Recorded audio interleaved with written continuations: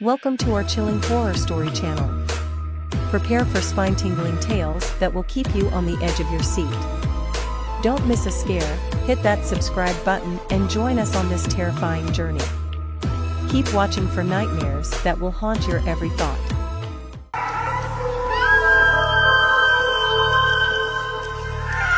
I was driving home from a late shift at work one night. It was dark and deserted, and I was the only car on the road. I had been driving for about an hour when I saw a figure standing on the side of the road. It was a woman, and she was hitchhiking. I hesitated for a moment, but then I decided to stop.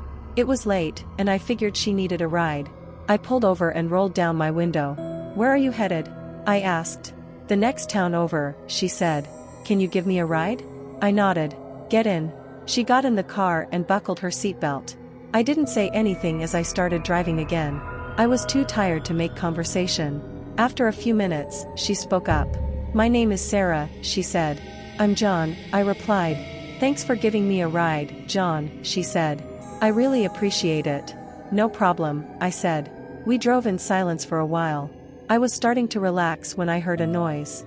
It sounded like someone was tapping on the window. I looked in the rearview mirror and saw Sarah tapping on the window. I pulled over to the side of the road again. "What's wrong?" I asked. "I need to get out," she said. "Why?" I asked. "I need to use the bathroom," she said. I nodded. "Go ahead." She got out of the car and walked into the woods. I waited for her, but she didn't come back. After a few minutes, I started to get worried. I got out of the car and went looking for her. I called out her name, but there was no answer. I walked through the woods for about 10 minutes, but I couldn't find her. I was about to give up and go back to my car when I saw something in the distance. It was a small clearing, and in the middle of the clearing was a campfire. I walked towards the campfire, and as I got closer, I saw that Sarah was sitting there. She was facing the fire, and she didn't turn around when she heard me approach. "Sarah?" I said. She didn't answer. I walked around to the front of the campfire and saw that Sarah was dead. Her eyes were open and staring, and her mouth was twisted into a grimace.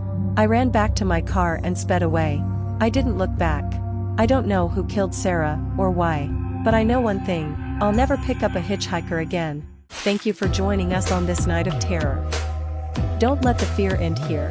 Make sure to subscribe for more spine-tingling nightmares in the future. Until then, may your dreams be forever haunted by the echoes of our chilling tales.